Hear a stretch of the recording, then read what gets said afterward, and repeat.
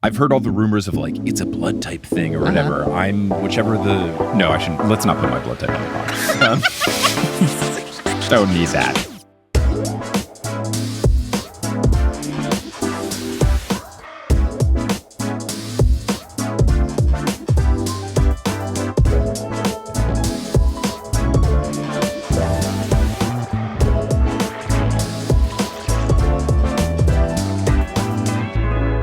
What's good? Thank you so much for tuning in to another episode of The Newest Olympian. My name is Mike Schubert. I am the titular Newest Olympian. I'm a 33-year-old man who never read the Percy Jackson books as a kid. I read them as an adult because I was on a quest to determine if this was a book series that society had been sleeping on, and now I'm seeing if society has also been sleeping on the Heroes of Olympus series, and I'm joined today by a very special guest, someone who you've heard on the podcast, or maybe you've heard on our new podcast, the hit podcast sweeping the nation, Professional Talkers, of which episode 3 just dropped today at the time of recording on August 11th. But this is coming out way in the future because I am rushing to get all the recordings of this done so that I can also be joined by this guest live on stage in Providence, Rhode Island to do the end of the Mark of Athena, because the Pittsburgh venue said, oh, no, you can't stream the show. So we had to move that up by 2 weeks. I'm stressed, but I'm blessed because we're joined today by Sequoia Simone. Sequoia, how's it going? Woo! It's going great. It's going so good. I'm very excited, not only for this, but also to do the last chapters of Mark of Athena with you in person. And it's a very strange, like, the timeline is like very Jeremy Bearemy, because like we're recording this before we do the live show, but this will come out after we do the live show, but before the live show audio releases. Yes, but probably in the span in which you can get the replay of it. Yes. On the Patreon, because I usually wait a little bit between like the 7-day replay and then putting the proper file together for people to get on the Patreon shop. So I feel like people can get that if you want to see the stream where we do the ending of the Mark of Athena and I live react to whatever the moment is. Yeah, the timeline of this is wild. I love, podcast logistics. And that's what everybody's here to listen to us talk about, is podcast logistics. Mm-hmm. So today we'll be discussing with the microphones that we're using. No, we're talking about chapters 27 and 28 of the Mark of Athena, which are both Piper chapters. And do I have thoughts? I'm sure that you have many, many thoughts. I am fresh off of recording an episode with Steven, because also to give a timeline behind the peak curtain, I've been recording like 5 episodes this week so that I can do the chapters that Sherry called dibs on like months and months and months ago before going on tour and then doing other things. It is wild. And listen, I have something to address with the listeners, because I'm sure they all thought, why wasn't Sequoia doing the chapters on Salt Lake City? I'm sure that everyone thought that direct thought. I believe I probably have something in the TNO inbox of the TNO Gmail that says like, you should get Sequoia for this. Someone probably did it. You know who did it? It was me. But I did it too late. Did you suggest it? Yeah. And I already... And you were like, I've already got this. No, because I did have in my notes. No, you're right. I did have in my notes from a while ago that you had called dibs on those chapters. Yeah. But it was just by nature of like when we were going on tour. And you were on tour and it was like a whole thing. And I was like, okay, that's fine. I mean, I don't have to do the Salt Lake chapters. Sure. Yes. But, I just thought it was something that the listeners deserve to know, that I know.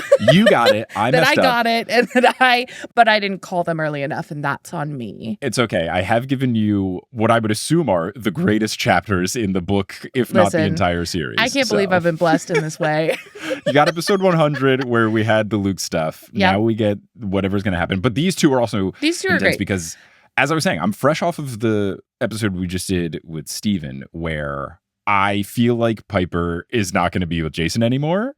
And this chapter, like, furthered that. Mm-hmm. We'll get into it, but a lot to discuss. Now, before the recording, I had asked if we'd done the new guest question for you, which was, if you were a god, what would your cabin look like? And you said you remember answering it. So I think I do. We're just going to go past, and then the listeners can let us know if we're wrong. And then the next time you're on, you can answer it. Because you'll be back. Listen, obviously. I'm here to do endless episodes of this show. Mm-hmm. Today, I reread this whole book. That's good. That's great. It's been a while because it takes so long for, you to make the show and the show to come out, that like I sped through all of these books, it seems like maybe a year and a half ago or something to that effect. Mm-hmm. And so I had to go back and refresh myself. But I did read this whole book today, and I'm stoked. That's great. And your boss is listening. They will now be giving you a stern talking to. Exactly. No, I love it. Okay, so let's get into these chapters. Where we last left our heroes, they had met Hercules, the dude, and he gave them a cool, helpful book and a cool task: break off this dude's other horn. So we begin, and it starts with, quote, "The Hercules Guide to the Mare Nostrum didn't help much with snakes and mosquitoes." So yeah, they've been given this guidebook, doesn't help with snakes and mosquitoes. Two things I don't ever want to mess with. Yeah, I, much like Indiana Jones, am not here for snakes. Yeah. Snakes are not for me. Mm-mm. I went to Coney Island for the first time the other day. I saw this. Yeah. Which is wild. It is 20 minutes from my house. I've lived here for over 3 years. They just got guys with snakes out there. Did you know this? They do. Have you seen the guys with snakes? Oh, no, I did not.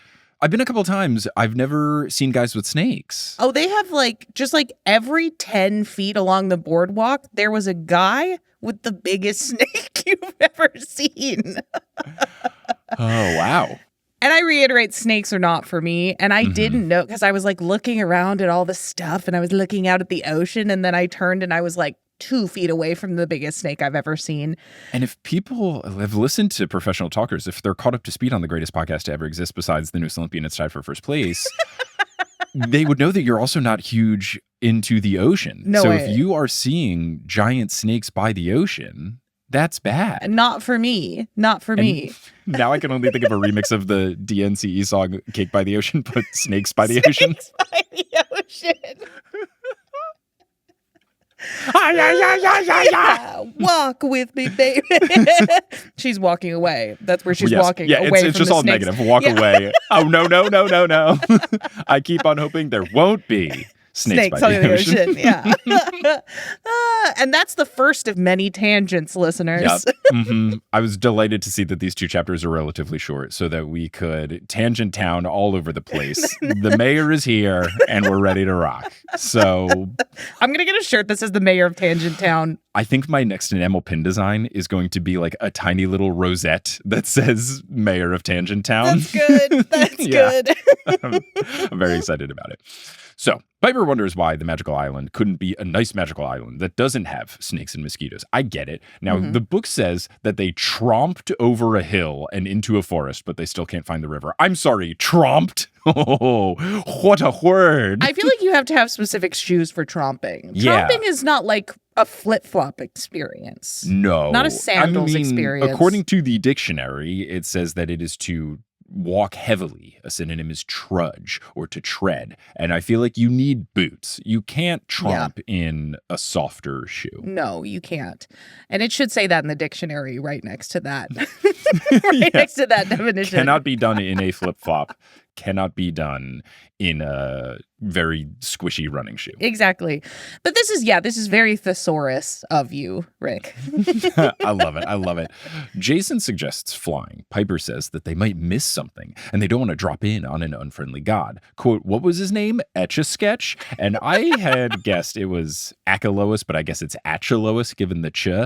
But this feels very Percy Jackson of Piper. Yeah. I wouldn't have clocked Piper for what's his name, nothing close to his name at all. That's usually a Percy move. This is a Percy move, even a Leo move, you might say. I was going to say. Yeah. Even a Leo move. Could even be Jason. And this is something I'll get into later in this episode. Are we talking about the Lost Hero Jason or Mark of Athena Jason? Because I'm convinced they're two different people. Like that time when Avril Lavigne died and was replaced by... We found a way to get the Avril Lavigne Theory into TNO. It took us 200 episodes, but at long last. And now you can end the podcast. It's actually, we're actually done. Yeah. Now that we have discussed the skater boy, we will say, see you later, boy. The podcast is now over. But yeah, I look, I'll get into it later. I'm not loving Mark of Athena Jason the way that I loved the Lost Hero Jason. Sure. But yeah, this didn't feel like a Piper move either. And I feel like Rick is normally good about the narrators feeling like their own. And this just didn't feel super Pipery to me. Now, according to the guidebook, this Achelois. I think it's Ack. Like you'd say But then Achilles. but then why would she call him Etch-a-Sketch? Like she didn't read It's also it. not a very good joke, I think. Okay, there it is. It's sort of compounded, yeah. Okay, then yeah, because Achilles, that makes more sense in my knowledge of Greek stuff. Okay, so Achelous, we'll go with that. Right? Yeah, Achelous, we'll try that. And if it's wrong, I'll learn in the Dr. Moya episode. But according to the guidebook, he is a potamus. And I was like, what's Piper going to say? A potato? But no. The book says that he is a river god. Apparently, he is the spirit of a river in Greece.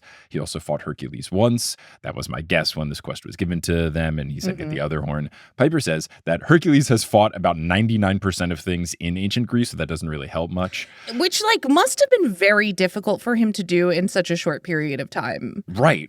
They say he's 20. Yeah. When they meet him, and he died really young. I'm like, if he died when he was 20, he had to fight every monster available in the whole Greek pantheon by the time he was 20. Yeah. I get why this dude's a little salty. With the prolificness of how quickly he made his way through, it feels very much the Beatles, where you're like, the Beatles were only together for 7 years and they made how many? Yes, 7 years. What? 7 years. Mike. I know. Leave. Bye. What? Okay. She said it's anime. Yeah. It's a really musical episode so far. Yeah, no. 7 years, which is wild. That's nuts. I think I've been podcasting longer than that. I have been podcasting longer than that. When October hits, I will have been podcasting longer for that because I launched Potterless in October of 2018. I've been technically podcasting the last week of September 2018. Hey, it's Mike from the future here. Editing Sherry is about to issue a correction. Mike, you actually launched Potterless in 2016, not to age you, but that is 9 years. Oh, anyway, back to the podcast. I've been podcasting for 8 years and 11 days. Wild. Yeah. It's okay, fun. that's nuts. Yeah, but Hercules, I do think a little bit of the saltiness is understood. Maybe not all of it, but some of it. Totally. Now, Jason flips through the book and he says, quote, says here, this island has no hotels, no restaurants, no transportation, attractions, Hercules, and 2 pillars. Huh, this is interesting. Supposedly the dollar sign, the S with the 2 lines through it, that came from the Spanish coat of arms, which showed the pillars of Hercules with a banner curling between them. That is a fun fact. That is a Gotta really hand it fun to Jason. fact. That is a fun fact. Listeners, you take that, you put that in your back pocket. That's for trivia night.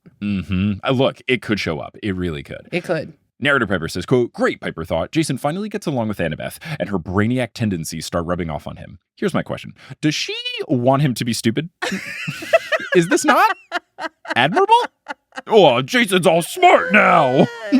She's a little all over the place about Jason currently, as you remarked. And as we read, she's a little all over the place about Jason.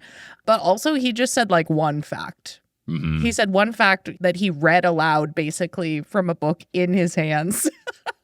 So it's much. Yeah. I don't know if you can be dubbed a know-it-all if you say one thing. Yeah. That's You're a know-it-one. And listen, some people want to date a stupid man. And that's and that's up to you, and that's fine. Not going to yuck anyone's yum. But then Jason finds a reference to Achelous. Quote, this river god fought Hercules for the hand of the beautiful Deianira? Deianira? We'll go with Deianira. I'll ask Dr. Moy, obviously. During the struggle, Hercules broke off one of the river god's horns, which became the first cornucopia. So there we are, confirmation that that's what happened. Here's the next wild thing that happens in this chapter. Piper asks, corn of what? Again, I'm not really sure what's happening as far as characterization is concerned. I get that this is a long word. Sure. It's a multisyllabic word. This feels more like a Percy Jackson thing, but also I remember learning what a cornucopia was at a very young age because I feel like in 3rd grade we had to draw one when we learned about Thanksgiving. Sure. You put your hand on a piece of paper and you trace it and you draw a turkey and then you draw a cornucopia. Those are the 2 things. Those are the 2 things that represent Thanksgiving as a child. Yeah. I'm flummoxed that Piper does not know what it is, given that she grew up in America. Frank doesn't know what a cornucopia is? Fine. Sure. Because my cornucopia knowledge did come from Thanksgiving. I mean, Canada has Thanksgiving, but it's different. I don't know anything about Canadian Thanksgiving. I don't know either. It's one of those things where like it's close to our Thanksgiving, but it's not on the same day. Right. And I like to imagine that even in Canada, they call it Canadian Thanksgiving. I don't think they do, but yeah, Canadian Thanksgiving, not to be confused with Thanksgiving. Mhm. Also, there's a lot of stuff that's really mixed up in the Thanksgiving experience and a person like Piper, who is Native American. yeah. And so just a remark. I don't know if there was anything that like needed to be said here or like Mhm. or anything like that. It just was something that sort of struck me. Yeah, I was going to say, after saying, like, how do you not learn about Thanksgiving? I was going to say, as someone who's Cherokee, maybe she was like, I don't particularly care to learn a lot about Thanksgiving. Yeah, and I would Thanksgiving? not blame her. Right. Mhm. Piper doesn't know what this is. Jason explains what it is. Piper thinks that this task will be challenging. She asks, what's the deal with Deianira? And Jason says that Hercules married her and he thinks something bad happened to her, but the book doesn't say. Right. Because Hercules wrote the book. Yes. Correct. It's like by Hercules. Totally cool dude. All events are factual. And what was funny about Jason saying, I think something bad happened to her, I read in my notes, didn't they just say that? Like, didn't he just say something about literally it just said that, last yeah. chapter? And then narrator Piper, the next line goes, quote, Piper remembered what Hercules had told them. His first family dead, his second wife dead after being tricked into poisoning him. She was liking this challenge less and less. So Right. that makes sense. So now they trudge, according to the narrator, across a ridge. So they're tromping. They're trudging. It's they're great. And that's how you know it's treacherous. Yes. Look at all these TR words. Amazing. Narrator Piper says, quote, the mosquitoes left welts on her ankles, arms, and neck, so she probably looked like a smallpox victim. Here's something I find interesting. Piper does not know what a cornucopia is, but she is up to date on what the victims of smallpox disease look like. Didn't the pilgrims have smallpox? And they Come on, how do you not- famously gave it to the native population. Cornucopia is right there. It's cornucopia is right there. Also, this sounds terrible. I am blessed in this world because I am not a person that mosquitoes like to feed upon. Oh, look who you're talking And to. so- Mosquito's best friend, me. It's so bad that like we don't have to put out citronella candles and stuff when we're having like a family gathering. You just got to put me and my sister out there. They're going to bite us. They're going to bite you and no one else. No one else. Oh, no. I've heard all the rumors of like, oh, it's a blood type thing or whatever. I don't know what leads to it. But I do know the result is I get destroyed by mosquitoes. Right. I've heard all sorts of silly stuff like if you eat too many sugary foods, the mosquitoes will come for you. I'm like, I don't think so. That's not me. I'm a big healthy boy. Love me some kale. And I still get destroyed by these things. And that's what I'll tell people now. I know a guy who really likes kale. And He still gets bit. and he still gets bit. Still gets bit. Narrator Piper laments that she finally has gotten some alone time with Jason. And now this is how they get to spend it. Quote, she was irritated with Jason for having mentioned Hera, but she knew she shouldn't blame him. Maybe she was just irritated with him in general. Ever since Camp Jupiter, she'd been carrying around a lot of worry and resentment. Not looking good. Not looking good for, I don't know what their couple name is. Payson, Japer, Pison, no idea.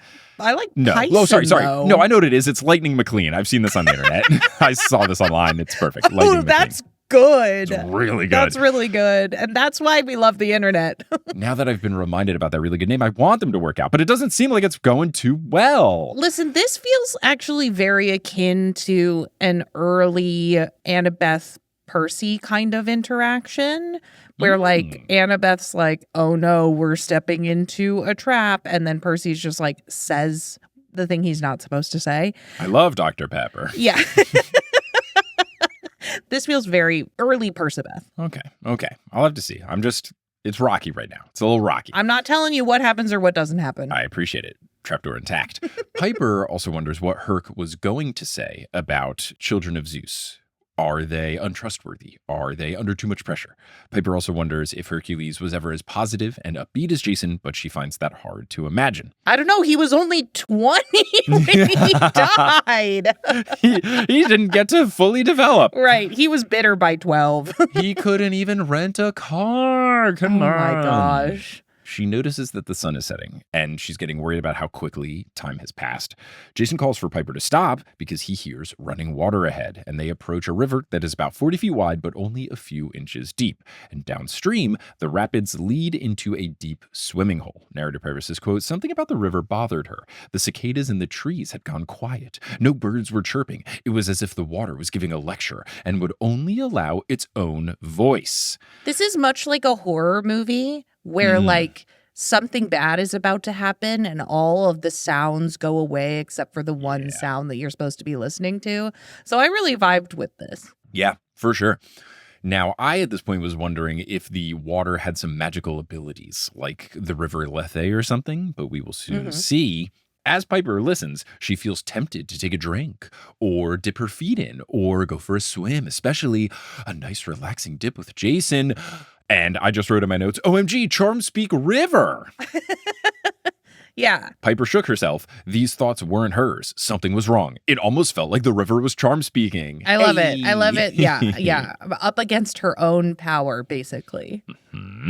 Jason begins to take off his shoes and give a look of, oh, I'm ready to get in. Piper yells, cut it out. Jason thinks she's talking to him, and she says, no, I'm talking to the river, not you. And then as narrator Piper says, just when she thought she had lost it and Jason would tell her so, the river spoke, forgive me, singing is one of the few pleasures I have left. And then a creature emerges from the water, like there's an elevator in it. I could only think of like when musicians come up from a slow rising elevator. For sure. Yeah. For sure. And it is the beast from her knife vision, a bull with a human face. And that is so much weirder than a human with a bull face. Yes. Bull with human face is nightmare fuel. I was really trying to picture it. And I know that there's like some people can like conjure pictures in their mind and other people don't conjure pictures in their mind. I'm a picture conjurer. I'm sure there's a technical term for it. Yeah, there's like the 4 phases of it. I think I'm somewhere in the middle where I usually get like hazy sorts of images, but I can like remember memories crystal clear. But yeah, when I'm like reading a book, it's usually like vague outlines of stuff. Unfortunately, this one was pretty clear. Yeah. And I wish it wasn't the case because it's scary sounding. I got this one crystal clear in a way that I did not like. That's not what you want. No. Here's the description. Quote, his skin was as blue as the water. His hooves levitated on the river's surface. At the top of his bovine neck was the head of a man with short curly black hair, a beard done in ringlets, ancient Greek style, deep mournful eyes behind bifocal glasses, and a mouth that seemed set in a permanent pout. Sprouting from the left side of his head was a single bull's horn, a curved black and white one like warriors might turn into drinking cups. The imbalance made his head tilt to the left so that he looked like he was trying to get water out of his ear. I think also credit to Rick for giving a very clear description of what this dude looks like. Yeah. He looks really disturbing. Mm-hmm. This happens to me all the time in these books too, where I'm like, I could probably go look up this guy and there would be like several artistic renderings from over the years of this specific Greek god. Yes. But I got it good enough. Yeah. I think I got it good enough.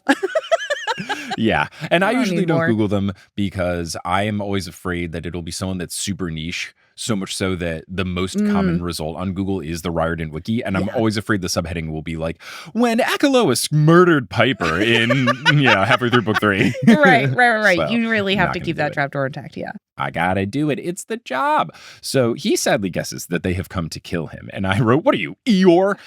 Jason begins to go, Oh, no. I guess you guys have come to kill me and take my other horn. Jason begins to go, well, Jason, oh my, he's become so This is stupid. wild. Yeah. This was not how he was in The Lost Hero. You're right.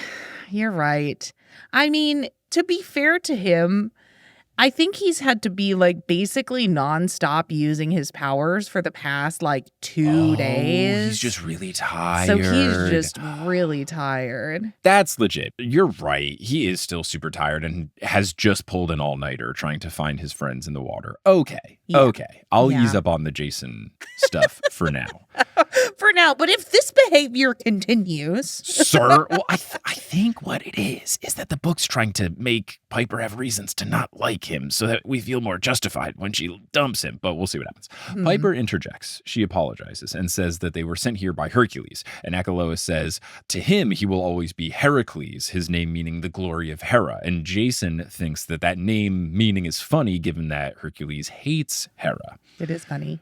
It was something I only realized when we were prepping for the other episode where I was like, oh, Heracles, like Hera. I wonder what it means. And then now, lo and behold, the next chapter, here it is. Yeah, it's also way messed up to name the children of your affairs glory to my wife. Yeah. Yikes. That's not what you want. No.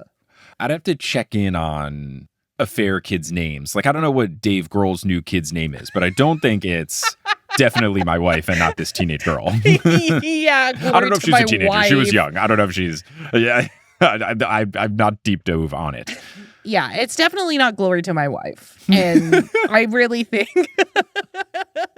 Glory to Margaret Grohl. Yeah, Zeus went really off on this one in a bad way. Piper checks that he is Achelous, and he bows and confirms. He says that he's a river god, and he was once the spirit of the greatest river in Greece. Yet now he is sentenced to stay on the same island as his old nemesis, and he's unsure if this is a curse for him or a curse for Hercules. Piper introduces her and Jason to him. She says that they don't want to fight. They just want to complete this quest. She explains the full story, including their quest, including what they're trying to do against Gia. And I was like, yo, this feels like too much to tell a potential adversary. What if he was like, oh, great, Gia's my accomplice. And thank you for sharing this information. Oh, my girl Gia's on her way back? I miss her. Oh my gosh. Yeah. No, also, like, let's not forget the sun is quickly setting or whatever. Yep. Like, this is not a short story. Mm-hmm. Yeah, I mean, it's at least 2.5 books. Achelous says, my dear, the legends are true, you know. The spirits, the water cannibals. And I was like, water cannibals? And I did Control F it in my very legal PDF. Right. And water cannibals are one of the stories that Grandpa Tom told her. So Yes. that's what we had there. She is shocked because she didn't mention any of that to him. But he explains it's because river gods know many things. He tells her that she's focusing on the wrong story. If she had made it to Rome, the story of the flood would have served her better. Jason and I are wondering, what are you talking about, dude? Piper says that she doesn't know, though the mention of a flood story does ring a bell, so we'll learn about it in a future chapter. She says that she doesn't understand. He agrees that she doesn't understand. She's yet another girl with a son of Zeus, and Jason takes offense to this, and he also corrects, also, by the way, I'm a son of Jupiter. And Achelous just completely ignores him and asks Piper if she knows the reason why he and Hercules fought. Piper says that it was over Deianira. Achelous confirms and asks, look, it's Deianira. Too many vowels in a row. Deianira. Achelous confirms and asks if she knows what happened to her. Piper doesn't know. Jason says it's not in the book. Achelous asks, what book is that? And Jason says, the Hercules Guide to the Mare Nostrum. And Achelous states, that's not a book. And Jason goes, yeah, it is. And he doubles down and says, this is a book. And he swipes in the river and out shoots a scroll with Latin text. Oh, you are speaking my dead language. And drawings. And he says that this is a proper book, not like those silly newfangled contraptions with bound pages. Quote, that's a bound book, a B book if you must, but it's not a traditional book. It'll never replace the good old-fashioned scroll. And OMG, Rick. e-reader commentary Rick. in these books. Very early 2010s, but I love Rick seemingly on the side of e-readers. That's nice. I'm glad he's taking that stance. Because the book is being like, look how silly this old man is being, deciding that books are only the thing I think that books are. Correct. However, I wouldn't say I'm anti-reader. I prefer to read a book. Yes. Physical book, but having the e-reader is nice because I have one that is so small it can fit into my jeans pocket or a coat pocket. Yeah. And when I'm traveling, it's really nice because there were trips in the past where I would bring like 3 books, and that's heavy and takes up a lot of room. You just have one e-reader. Super nice. Yeah. Super duper duper nice. That's fair. I have to have a book as a trophy. Yeah. So totally if I were to, I've never had an ebook in my life, but if I were to, I would also want the physical book so that if I finish it, then it goes up on the trophy case, which is what a bookshelf is. It's a trophy case. Yeah, it is a trophy case. Here's my move. Usually what will happen is I will buy a book because I like the physical book. Then I will rent it on Libby, and it will usually take a long time if it's a new book or a very popular book. Then I get that on my e-reader account with Libby and everything. And then when it pops up in the e-reader, then it's like, oh crap, I have to read this book now. I only get it for 2 weeks. So if you're one of these people like me who has a very long list of, I'll read that book later lists. Sure. I know there's an acronym for this. TBR, to be read? Yeah, that's TBR. TBR. So if you've got a big TBR list, this is a good way to do it. And then you also still get book trophy. So I do have a couple of books where I have the physical one that I have never opened, but I did read the e-reader. Or sometimes I'll go back and forth. I did that with Fern Brady's book, where I did some physical, and then we traveled partway through it, and we were going to Texas for the holidays. And I was like, well, I don't want to bring the whole book. I'm 3/4 of the way through it. I'm going to finish it in a couple of days and then just like have it for 3 weeks. Like, nah. Right. So I just got the Libby situation and finished on the e-reader. So there's that. Now, I am intrigued to see if in the newer books that Rick is writing, the new trilogy with Percy, does this conversation come up? Does Rick tackle, is audiobooking a book? Because that's an interesting one. Listen. Where I think there's an interesting discussion where I don't want to step on anyone's toes, so I think we don't really fully get into it. I don't have an opinion other than I can't pay attention to audiobooks. Yeah, that's so the short and long of it is like, for me personally, I get more out of reading a physical book than I do an audiobook. So for me, at least, I would rather read it than listen to it. I will listen to some things if I don't care as much, like a suspense book or a thriller type book. Like, then I'll do an audiobook. But me personally, so I don't want to put that on anyone. Right. Exactly. Yeah. I did like that John Green made a 4.5 minute long video where it was like, is it reading? And I was like, ooh, what are John Green's thoughts? And after the end, I was like, seems like he didn't answer it. Yeah. Hey. Well, like, he wants people to buy any copy of his book. So why would he be like, no one get this type? Yeah. Please don't. Like, yeah. Especially because he reads his audiobooks. Yeah, true. It would be like if someone asked me, like, is listening to a podcast on Spotify really a podcast because it's not on Apple Podcasts and Apple invented the podcast. It's named after the iPod. Like, no, I won't ever listen to my podcast. So everything is good. Everywhere. Everything is good. You can get read professional the text, talkers at you can read the text of the RSS feed. I don't care. If it counts it as a download, let's go, baby. But anyway, Percy Jackson. Jason says, I'll just put this away now, which is fantastic. Achelous shows that this scroll tells the tale of Deianira. He explains. The other problem is I keep typoing it in my notes where I'm writing Deianira, and that's not her name. It's Deianira. He explains that she was the princess of Caledon. We all know where Caledon is. Yeah. She was promised to him. It's next to Fredonia and Genovia. Genovia. I was going to say, all the... What's the one from the Princess Christmas one? Isn't it like Aldora? Aldovia. Yeah, Aldovia is the princess. Yeah. Okay. It's not the Princess Switch. It's the other one. No, that's the one with the Vanessa Hudgens where they need to make one every year. I want to come home for the holidays and see the Princess Switch 9. Like it has to be an annual event. It needs to be like NBA 2K where it comes out every year. I need there to be 57 Vanessa Hudgenses. Yeah, there's just one more. 40 years Everyone from is just now. like, there's one more Vanessa Hudgens. Yeah. And then it will soon become that performance of The Picture of Dorian Gray that I saw with Sarah Snook where she plays every single role. It's just Vanessa Hudgens. Every person in a movie. Is Vanessa also Hudgens. Written, directed, produced. Yeah. She did the craft services. She did the craft services. Everything. So anyway, he explained she was the princess of Caledon. She was promised to him, but Hercules stepped in and insisted on fighting for her hand in marriage. Jason guesses that Hercules broke off his horn in battle. Achelous confirms and says that act was unforgivable, but he says the true loser of the encounter was Deianira, as she could have had a lovely life married to him. And Piper goes, a man-headed bull who lives in a river. And he goes, exactly. It seems impossible she would refuse, eh? And I wrote, eh. He continues, instead she went off with Hercules. She picked the handsome, flashy hero over the good, faithful husband who would have treated her well. What happened next? Well, she should have known. Hercules was much too wrapped up in his own problems to be a good husband. He had already murdered one wife, you know. Hera cursed him, so he flew into a rage and killed his entire family. Horrible business. That's why he had to do those 12 labors as penance. I didn't know that. I'm definitely going to talk about the full Hercules story with Dr. Moya. I'm very excited to hear that episode with Dr. Moya because this was news to me. And the beginning of this paragraph, I was like, okay, this guy sounds a little bit neckbeard, white knighty. Sure. But then he was like, however, this other guy was a rabid murderer. And I'm like, okay, so there can be two bad choices. Yeah. Piper finds it unfair that Hera would curse Hercules into a craze and then Hercules would be the one to pay the price. But Achelous says that is par for the course with Olympians. They never have to reap what they sow. I just wouldn't want somebody whose name is like Glory to Me running around killing people. I think that's a wild choice. Yeah, look, I get it.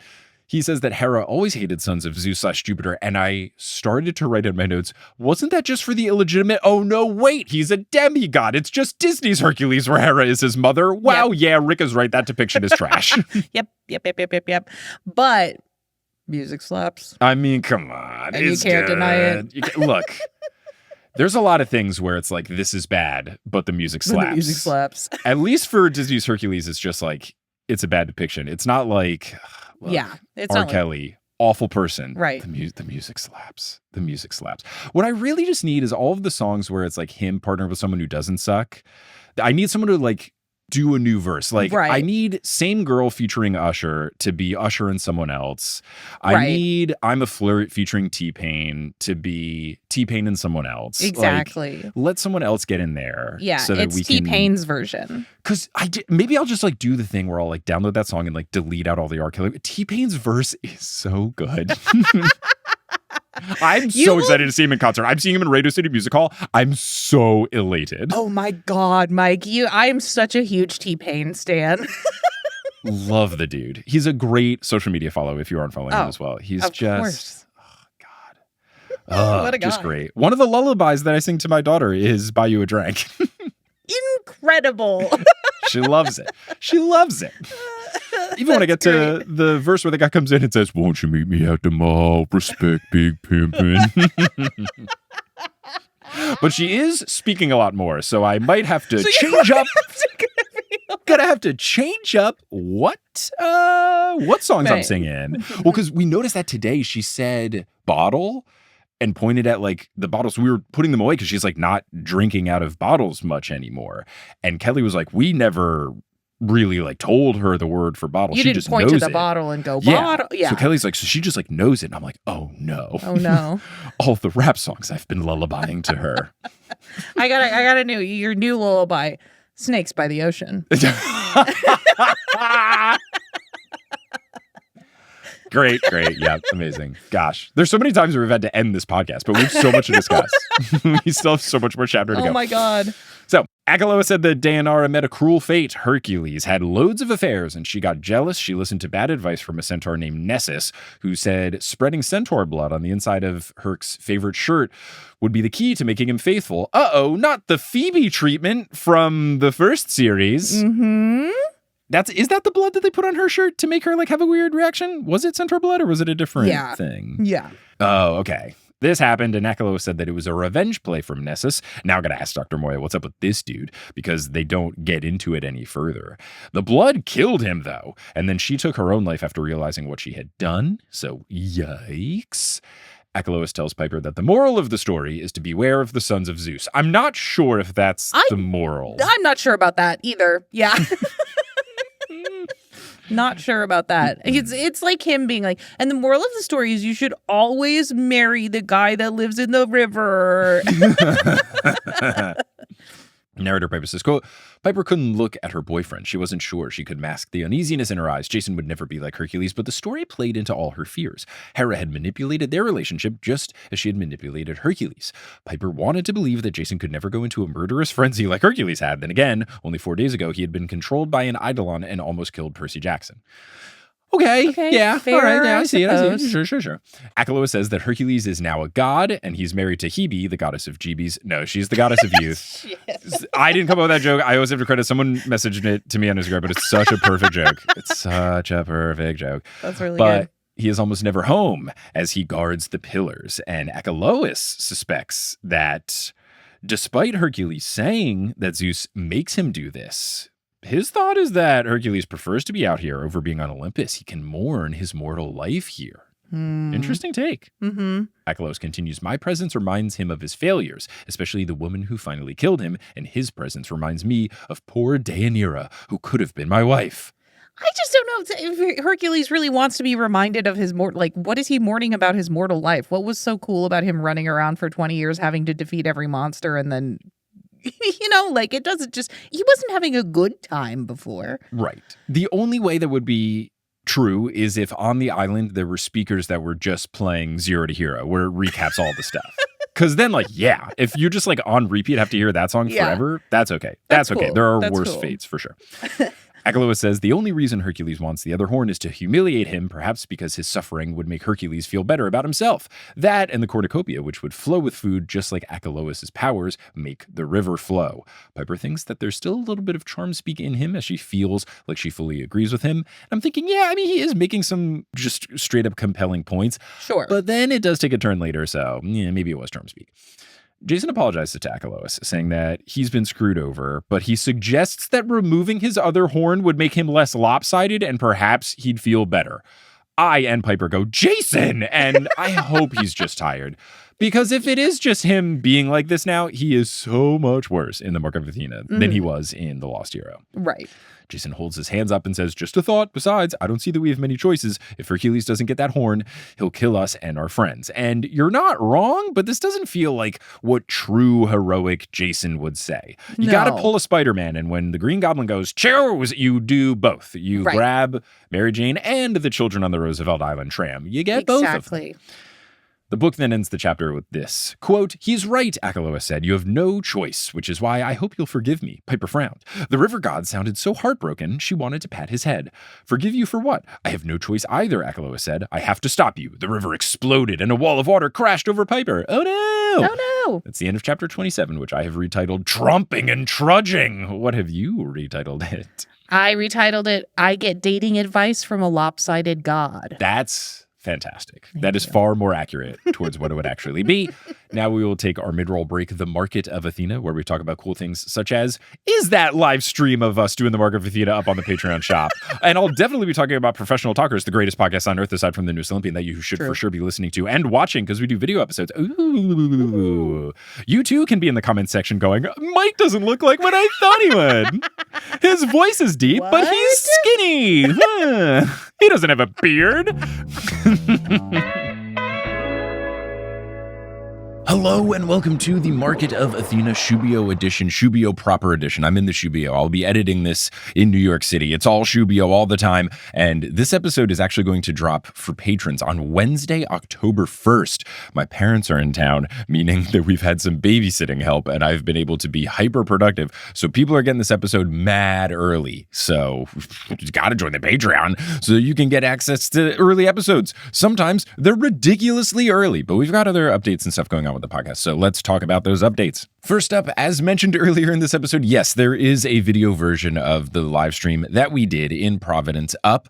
Not up if you're listening to this on Wednesday, October 1st on Patreon, but it will be up by the time this episode comes out. I noticed a tiny problem with the video, so I have to finish tweaking that, and I'm working with the stream people to get a proper video file up there. But that should be up over the course of the next couple of days. But if you are listening to this publicly, head on over to thenewsolympian.com/Patreon Patreon, go to the shop section, and that is where you can get that. It's just for $15, just like the stream ticket cost was. And then if you bought a ticket to the live stream, check your inbox that you bought your ticket with, because I'll send you a download link, and that download link will work for 30 days. So make sure that you download that once you see it in your inbox. The Patreon shop is also where you can find things like The Last and the Curious, that Fast and Furious limited series podcast I did with Eric Schneider, as well as some other past live shows, previous streamed shows. So head on over to thenewsolympian.com/Patreon to check that out. Now, something about this episode in particular, I have to issue another correction in addition to the one that we had with editing Sherry prior.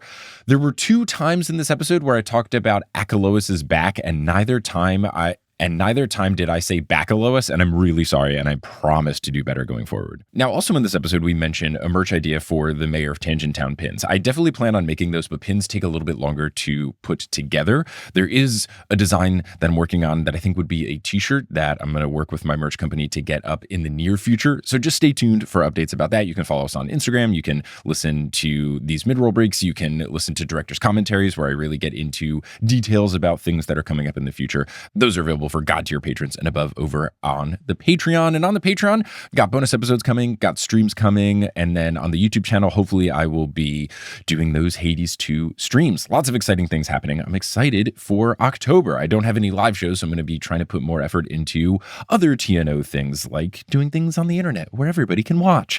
But speaking of the Patreon, I want to give a shout out to the folks who have joined most recently. Now, because I'm recording this on Wednesday, October 1st, it's only been like 3 days since I last checked for new patrons, and we don't have anyone new in that time, but I did miss that Terry Rothfuzz had upgraded to the Ultra God tier status, meaning I will be thanking them in the ending credits of every single episode, so thank you, Terry. And I also want to do a name correction for Ace Raybo. Thank you so much for your support. May Hestia bless you that if you are reheating leftovers, that you get it to just the right temperature, whether you're doing that in the oven, the stove, the air fryer, the microwave, whatever.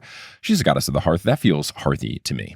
Now, if you're all caught up on the News Olympian and you're looking for some new content to consume, you are in luck, because I make a whole bunch of stuff. And we talked about it in this episode, but you should totally listen to Professional Talkers, the new podcast that I'm making with Sequoia Simone. It is a delight. It is a comedic advice podcast where we give advice about how to navigate awkward conversations. They can be intense, awkward conversations, like the most recent episode we did, which is how to talk to that relative at Thanksgiving. And we were joined by Jeffrey Craner for that one. There's also stuff that is not family related. Our next episode that is going to release is going to be about how to have a tricky conversation with your boss. And we have another expert who is actually Sequoia's boss for that episode. So lots of fun stuff on the show. It's a video podcast, which has been fun and new and different. And it's been fun for me to flex my video editing muscles, because Sequoia edits the audio and I edit the video. So you can watch the video versions on Spotify or on YouTube, or you can just listen to the audio wherever you get your podcasts. That's Professional Talkers. Search for it, listen to it, enjoy it. Thank me later. Now, the folks who listen on Patreon get access to ad-free episodes, but we have a really cool sponsorship going on that I just want to at least mention. So if you are listening on Patreon with ad-free episodes, you can listen to it on not Patreon and hear the full thing. But Alyssa Esteban, who you've heard on the podcast a lot, is part of an independent audio fiction group called Lengthy Tangent, and they are crowdfunding for season 2. They're working on a second season of Peculiar Radio and 2 new shows, and they have teamed up with TNO for a little bit of a promotional campaign. I've supported their Indiegogo campaign. They're doing some really cool stuff. If you want to just learn more about that, go to lengthytangent.com, and then the Indiegogo campaign link is in the top right corner of that website, or you can listen to the ad that will be playing in the ad section. But I just wanted to mention that because I thought it was a cool thing that people might want to hear about. It's not like a brand sponsoring me. It's a group of humans that are making fun podcasts that you might enjoy. So I at least wanted to get that out there, because some of the Patreon people might be like, oh man, that's an ad I actually want to hear. Now, that aside, unless you're listening on Patreon, where you get access to ad-free episodes, you're going to hear words from a few sponsors who make it feasible for me to be a full-time podcaster. Some of those ads are read by me. Others of them are not. The ones that aren't read by me are inserted locally. So if you live in Chile, don't be surprised if you hear an ad in Spanish. But once those ads are complete, we'll get back into this episode of The News Olympian.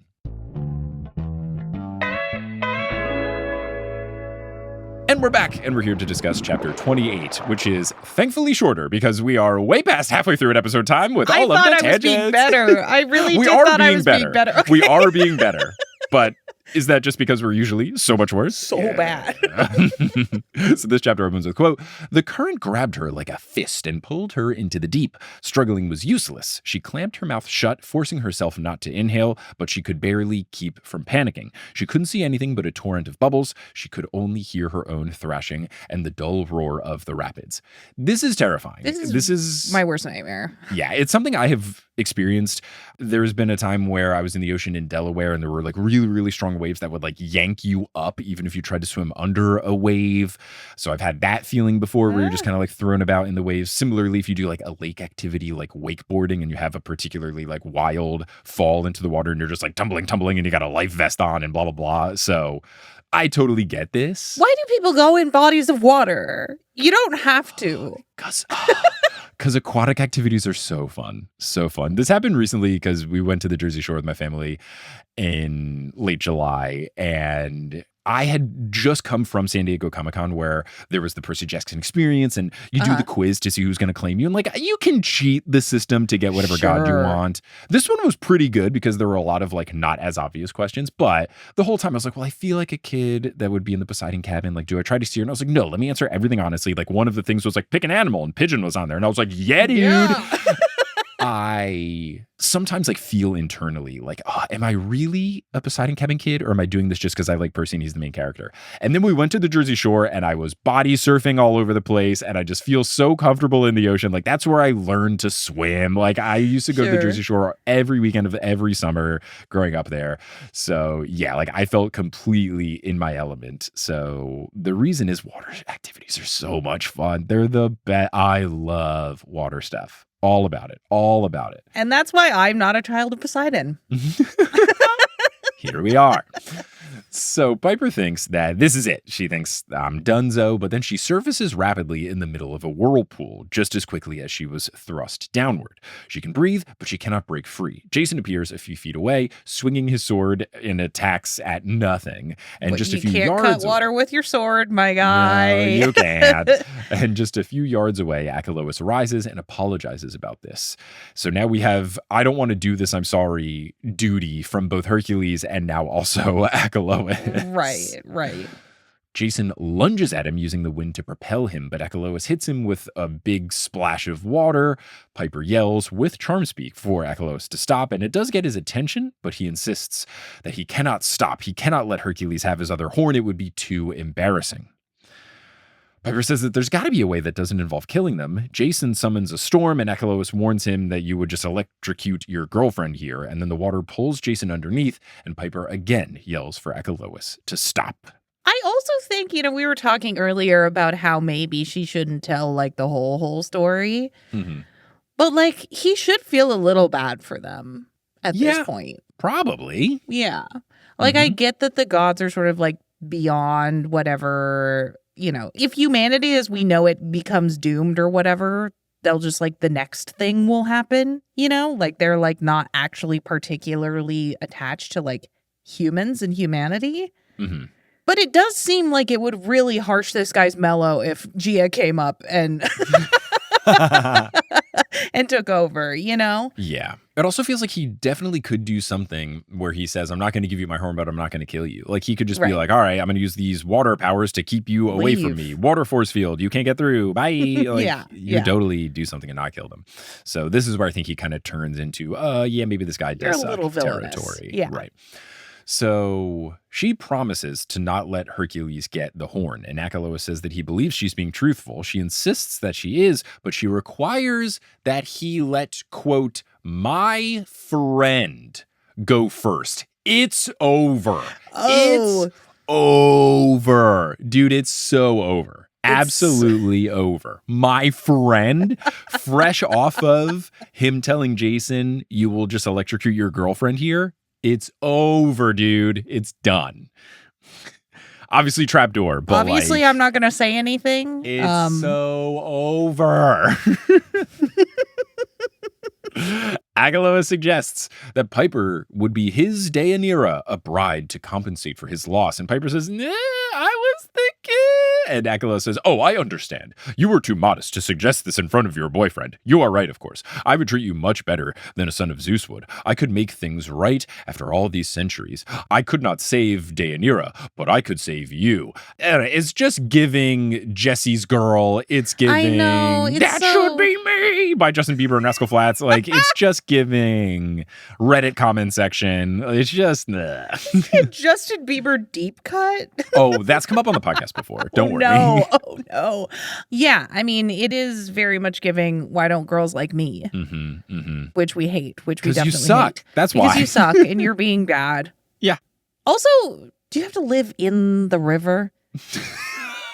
like what are the logistics of us getting married? Yeah. Do I have to get gills now? What do we do? Do I have to be, what is he, a bull? But he's a bull with a man face. Like, do I have to be? Do I have to be a bull with a woman face? I kind Yeah. of don't want to do I that, don't my wanna do guy. that. And then here's how little I know about animals. Is a lady bull just a cow? Does she have to become a cow? I don't know the answer to that question. I don't. Let's do a quick Google. Do a quick Is Google. a lady bull? Autofilled, is a lady bull an insect? No, that's a ladybug. Is a lady bull a cow? No, a lady bull is not a cow. Okay. A bull is a mature, uncastrated male bovine, while a cow is a mature female bovine that has given birth to at least one cow. Wait, Get no, out of here, that Google is- AI that's what review. that That is. sounds like I'm correct. Here we go. Thank you, Reddit. Explain it like I'm 5. Are cows and bulls just different genders of the same species? And do we only eat bulls and drink milks of cows? I love Reddit. Thank Never you so go away. much. All right, here we go. Full breakdown thing from Josh. Josh Simile. Thank you, Josh. Answer 2, are cows and bulls just different genders of the same species? Yes, cows are females, bulls are male, and both are species Bos taurus, otherwise known as domestic cattle. And do we only eat bulls and drink milk of cows? Only female mammals have mammary glands to produce milk. Okay, I knew this one. So yes, we only drink milk of dairy cows. Beef cattle are a different breed of cattle. Same species, different breed. So in general, we eat both male and female beef cattle. However, a cow must give birth to a calf, baby cattle, to produce milk. So dairy cows are sometimes crossed with beef bulls so that their calf can grow up to be used for beef or turned into veal, meat from calves. A little bummer to end on. Don't remind me that veal is baby cows. Yeah. I I'm think I just learned that I eat right veal. now. Oh, no, yeah. I learned that at a young age when I had veal piccata in central New Jersey at an Italian restaurant. And I was raised remember- vegetarian, so And I asked my parents, what's this? And they were like, it's baby cow. And I was like, oh, no. It's so tasty.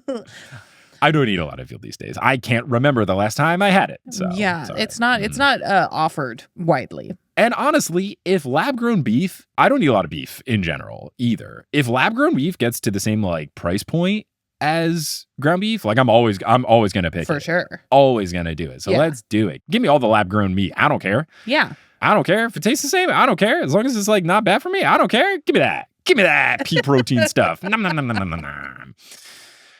Okay. Anyway, Percy Jackson, right? What we're talking. Oh yeah, yeah. So I guess Piper would have to be a cow lady. Cow lady, a human face. I mean, not terrible. Could be worse. Eat a lot of grass. Moo. Cool leather jacket. Live in the river. Yeah. Cow in river. How does that work?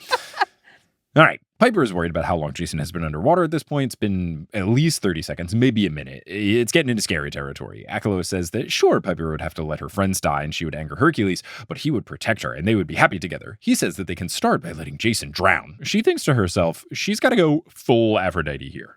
She puts on her best smile and asks Achelous to raise her up, and he grabs her hands and lifts her from the pool. And the narrator Piper says, quote, she'd never ridden a bull before, but she'd practiced bareback Pegasus riding at Camp Half-Blood, and she remembered what to do. She used her momentum, swinging one leg over Achelous' back. Then she locked her ankles around his neck, wrapped one arm around his throat, and drew her knife with the other. She pressed the blade under the river god's chin, and then she yells, let Jason go now! Pretty cool stuff from Piper. I love Pretty cool this. stuff. Yeah. I mean, she's been feeling very not useful over the past several chapters.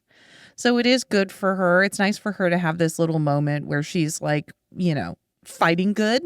That's Yeah. what they call it. That is what they call it. I've been in 0 fights in my life before.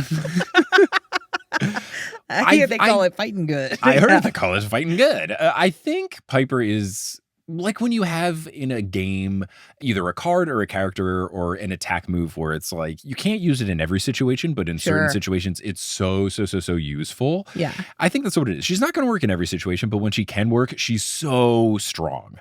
Yeah. And I like this. This has happened a couple of different times where, yeah, she can't just like blast people with something, but she can talk someone down and then do crafty knife work. And I think it's really nice. I find Piper's fighting dynamic to be very compelling and very interesting and just so different than everyone else that it's so interesting when it comes up. Yeah. So I like it. Yeah. I'm glad she's doing it here. And you're right. She's been feeling a little bit like, oh no, I'm not as useful. So for her to be able to single-handedly take this guy down, I mean, for the most part, Jason does hit him with a giant blast of lightning in a couple of pages. Sure. But she does all the heavy lifting, you know? She does.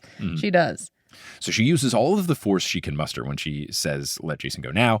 And at this point, Piper realizes that there are some faults in her plan. This bull dude could just sink back into the water. He could drown her in the water, etc. But he takes the elevator back down. Yeah. But either the shock of the situation or the charm speak is working as Jason shoots out of the water and onto the grass. And only at this point did I realize that they are in the same river where they were. When it said that she went down under the water and then almost immediately resurfaced, I thought they went to like one of those caves or something where it's like underwater, but you have to go like through and then there's like an air bubble kind of thing. I was imagining that for the entire scene until they described that they're in the same place. So he basically just like dunked them. And then when they came back up, they were in whirlpools. It's a little confusing because the river originally is said to only be like a couple feet deep. Right. A couple inches deep. A couple inches deep. A couple inches deep. Yeah. So I don't know if he's like trying to drown them in like the pool below or if he's just like ultra river god guy and he can just sort of try to drown you in 2 inches like maybe of water. He hit them towards, they got hit with that crash of water and they were in the swimming pool deep area. That's likely what it was. Yeah. Jason gets to his feet, he raises his sword, and he channels a storm over the river. Piper gives him a look of not yet, and then we get this description from the book. Achelous arched his back as if contemplating a trick. Piper pressed the knife harder against his throat. Be a good bull, she warned. You promised, Achelous said through gritted teeth. You promised Hercules wouldn't get my horn. And he won't, Piper said, but I will. Great. Then she raises her knife, slashes off his horn, the celestial bronze just cutting it through like it's butter. Achelous yells out in anger. Before he can recover, though, Piper stands on his back, and with the horn in one hand and the dagger in her other, she leaps for the shore and just, we love a technicality, don't we, folks? We love it. She wasn't lying. Nope. Wasn't lying. She then just yells, Jason! But Jason gets the exact message. The wind carries her over the riverbank, and then boom, lightning strikes where Achelous was in the water. Achelous has a horrified look on his face like he has been betrayed. Piper calls for Jason to run. They sprint through the trees. Piper is in tears, and she's unsure if they are out of fear or relief or shame. And after they get far enough away, they slow down a bit, but Piper just starts breaking down into tears while trying to explain what happened. Jason says that she had no choice, and he thanks her for saving his life. And he adds that this bull dude isn't dead, probably. He's an ancient god. In order to defeat him fully, you would have to destroy the entire river. And he says that this guy can live without the horn, and not a big deal that you had to lie about not giving it to Hercules. And Piper pushes back saying, I was not lying about that. I was not lying. It's a great look for Piper that she like does feel bad about what she's done. But like that guy kind of sucked. Actually, he really sucked. That guy really sucked. Yeah. And his life, his horrible cursed life to just sort of like live on this island with only Hercules is unchanged by the fact that you took his other horn. He literally said he didn't want you to take it because it'd be embarrassing. Yeah, he's gonna have basically the same life now, just I guess with one less horn, so he will be sad about it. He will be sad about it, but you know what? He's gonna be fine. Shouldn't have been talking all that mess. Come on, man. So Jason says, wait, we have to give Hercules the horn, otherwise our friends are going to die. And Piper says that Hercules doesn't deserve it. As narrator Piper, she says, quote, Hercules was a bitter, selfish jerk. He'd hurt too many people, and he wanted to keep on hurting them. Maybe he'd had some bad breaks. Maybe the gods had kicked him around, but that didn't excuse it. A hero couldn't control the gods, but he should be able to control himself. And oh my goodness, my thoughts about Severus Snape have emerged. in this book. Like, yeah, he Yeah. had it rough. That doesn't mean you bully someone just because they look like their mom. Right. That doesn't mean you have license to be the worst. Like, that You doesn't. don't get to dunk on Neville and Hermione just because they're friends with Harry. No. Absurd stuff. No. Forever absurd stuff. So stoked to not watch that new TV show. No one watch it. Don't do not it. watching it. J.K. Rowling's horrible and is using the money from it to fund a terrible, terrible thing. Don't listen to the new audiobook. Don't do it. No, I just learned about that the other day. Don't do it. Don't do it. Don't do it. I don't know if this is going to be in play by the time this episode comes out, but I am doing something where I just have like boatloads of Potterless backlog stuff that I want to get out just because I'm like proud of the work that was done at these live shows and Right. stuff. And it's all like improv stuff where we did, you know, like Wizard on Bachelor, Wizard on game show stuff. I want to set up something where I release those episodes and then donate all of the money to trans charities and like Yeah. highlight trans creators and stuff. And I'm working with a trans podcaster to like make sure I'm doing this as good as possible. So I don't know if that's up by the time it is now, but like, yeah, I want to get all of that stuff up and then give all the money to trans charities and then hopefully be done with the backlog before the TV show comes out and then Yeah. just like never log into anything ever Nope. again and just be a complete, I'm just Be done. such a bummer. Such a bummer. 100%. When she did the thing where she announced like the new foundation, it just like really took a turn. It did- Like oh God, obviously it's so I've gross. stopped doing Yeah. Potterless years and years ago, but like that just really took a turn when she did that. Oh, for sure. Yeah. The thing about Hercules is that the gods did curse him to murder his family. And that is a really tough break. That's extremely tough. And it's an extremely tough break. Should he have the cornucopia? Does he suck? Those are separate questions. But he did have it really bad. really bad. Really, really, really, really bad. Piper thinks that Jason would never be like that, as he doesn't deflect responsibility onto others or let a grudge take precedent over doing the right thing. Piper decides to put Hercules in his place. She tells Jason that she has a plan, and then she doesn't tell us, so that the end of the chapter is more suspenseful. And she doesn't realize that she was charm speaking until Jason responds with glazed over eyes, "Whatever you say, we're going to die, but I'm in."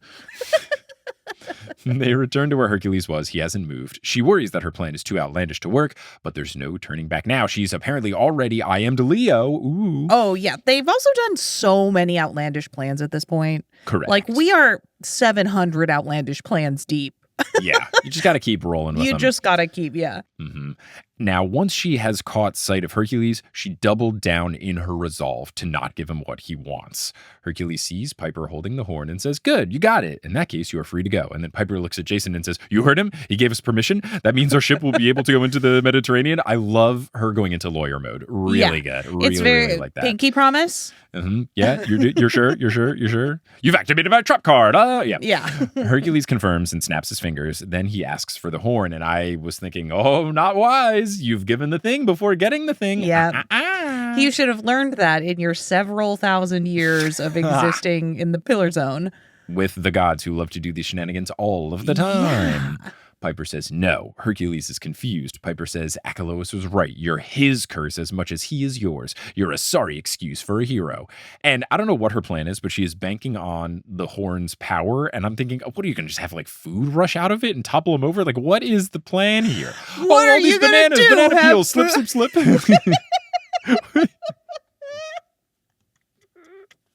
I love that. That couldn't be it. Narrator Piper says, quote, Hercules stared at her as if she were speaking in Japanese. Hercules asks if she realizes how easily he could kill them all. Love this. Jason says, you could shut up. Oh, got him. Jason says that Zeus and Jupiter must be different, as he would never put up with a brother who acts like him. Hercules' neck veins then start to bulge as he tells Jason that he wouldn't be the first demigod he killed. And Piper says that Jason is better than him. And I wrote, is he? Well, no, she said better, not stronger. So, okay, yeah, I'll take it. You saw it. Mm-hmm. But she tells him not to worry, as they aren't going to fight. She says that they will leave with the horn, and it will serve as a reminder of how not to act, and it will remind her of Achelous and Deianira. She says, Hercules, go to your room. Hercules is enraged, saying not to say her name and not to say that Jason is stronger than him. And Piper points out, I did not say that he was stronger. I said that he was better. And then she points the horn at Hercules, and she lets all of this anger and resentment that she had been feeling wash away. She concentrates on all the good things that she shared with Jason, such as flying in the Grand Canyon and walking along the beach at Camp Half-Blood and holding hands at the sing-alongs and all the wonderful things that they've done together. She thinks about a future where after the giants have been defeated and Gia is asleep, they could live happily together. There's no jealousy, there's no monsters to fight, and she's just filling her head with all of these happy thoughts. And now I'm thinking, okay, I don't know. I'm still not convinced, but she's not giving up quite yet. Uh-huh. So she has all these feelings, and the cornucopia begins to warm up. And then we get this quote, the horn blasted forth a flood of food as powerful as Achelous' river. A torrent of fresh fruit, baked goods, and smoked hams completely buried Hercules. And I just wrote on my notes, I didn't really think that...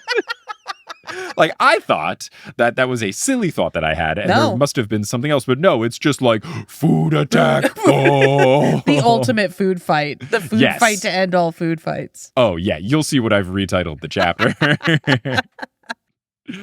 And Piper doesn't understand how this could all work. And I'm just wanted to say, it's magic. It's magic. But I guess specifically she's worried about like the entrance of the horn because it's not a very big horn. And I guess like so much is coming out of it. But again, still magic. And she did know how to use it. Like she just intuitively was like, this is how you use the cornucopia. Go. Yeah. Now when instead of spending a bunch of time being like, food. Just the scene from Tobey Maguire's Spider-Man where she's like, go, Web, go. Yeah, exactly. Fly. Up and away, Web. Yeah. So after a literal houseworths is hard to say, and enough food to fill a house comes out of the horn just shuts itself off. I guess that's the maximum amount that it can emit. Right. And then she hears Hercules struggling underneath and she thinks, oh, wow, okay, I can even, catch someone as powerful as him off guard. So she screams to Jason, go. And Jason apparently had forgotten the go part of the plan. She has to scream it a second time. It was really shocking, the amount of food that... I get it. You're like, wow. Mm-hmm. He grabs Piper by the waist. He channels the wind. And then they just shoot away from the island. And then the island is going away from view. And then Hercules' head breaks through the mountain of food just as they are leaving. And it says, quote, half a coconut was stuck on his noggin like a war helmet. Kill, he bellowed, like he'd had a lot of practice saying it. So then Jason lands on the ship. Thankfully, Leo has done his part of the plan. The ship's oars are in aerial mode and the anchor is up. And then Jason summons a big gust of wind that is so strong that it pushes them into the sky. And then Percy, at the same time, sends a 10-foot tall wave against the shore to knock Hercules down for a second time. And then we get this quote to end the chapter.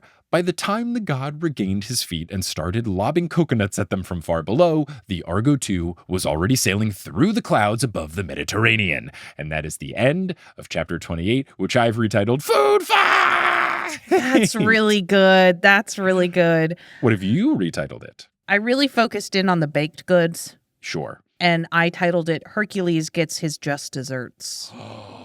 Wow, that's incredible. 2 for 2 really strong titles for me. Thank you so much. Really, really strong. Well, thank you so much, Sequoia, for joining. This was an absolute delight. Always a joy to have you on the pod. Very excited to have you on for that live show and stream. It's less than an hour and a half. We've done it. We've made Sherry's life not too challenging. But... is there anything you want to plug to the people? Maybe at least one podcast? There's a thing. It's like right on the tip of my tongue. I have this new podcast. It's called Professional Talkers. My co-host is a guy named Mike Schubert. I've heard good things about that guy. Yeah. But he looks nothing like I thought he would. Yeah, you should see the video. You should see the video version. I'm so glad they're doing video versions. You can find Professional Talkers wherever you might listen to podcasts. You can also find the video version on Spotify or on YouTube. Go follow us at ProTalkPod on the social medias. It's really fun. We give advice about how to navigate awkward conversations. I don't know if we've said that yet in the episode, but that's what the podcast is. You get to learn things from us, like how to navigate small talk at a party where the only person you know is the host, or avoiding awkward first dates.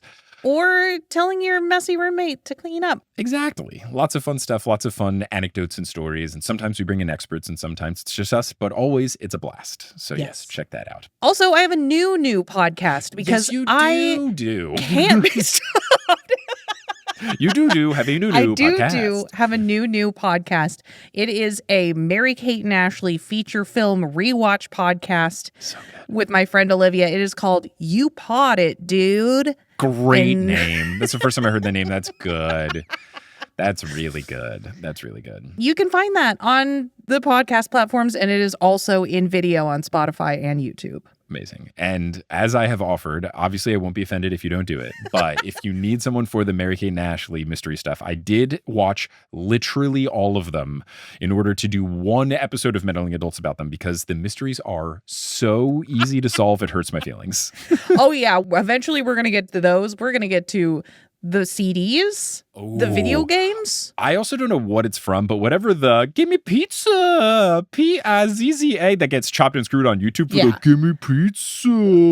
If you need someone to do a whole episode just on that. Show, yeah. Oh yeah. If you need someone to do a whole episode on just that YouTube video, I'm also here, because let me tell you, the number of times I've vibed out to the chopped and screwed remix. Yeah, dude. Incredible. Put it on the pizza. Yes, check out that pod. Check out Professional Talkers. Check out all the stuff, all the podcasts. So good. So good. Well, Sequoia, thank you so much for joining. Listeners, thank you so much for listening. And until next time, as we figure out how things go as our crew makes their way through the Mare Nostrum, until then, I'll see you later.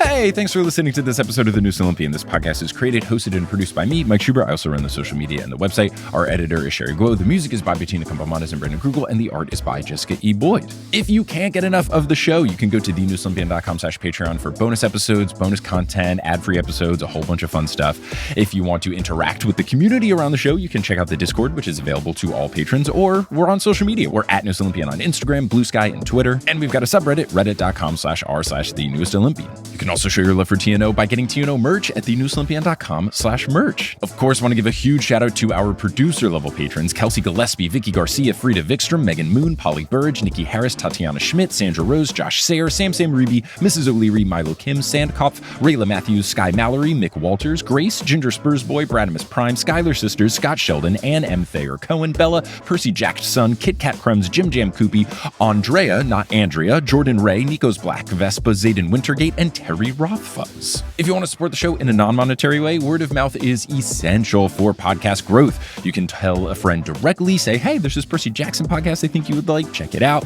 You could leave a rating and review on whatever podcasting app you're using, or you could just talk about the show on social media. All these things really do help. I really appreciate anyone who has done so in the past, and I appreciate anyone who will do so in the future. But I'm just so thankful that you tuned into this episode, and I hope you tune into our next episode where we'll be joined by Sherry Guo to cover chapters 29, 30, and a little bit of 31. But until then, I'll see you later.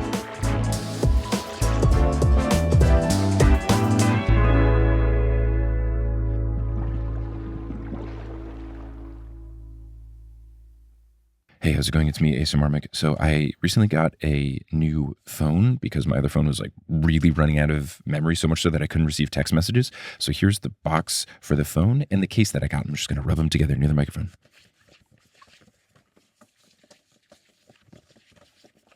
Thank you so much for listening.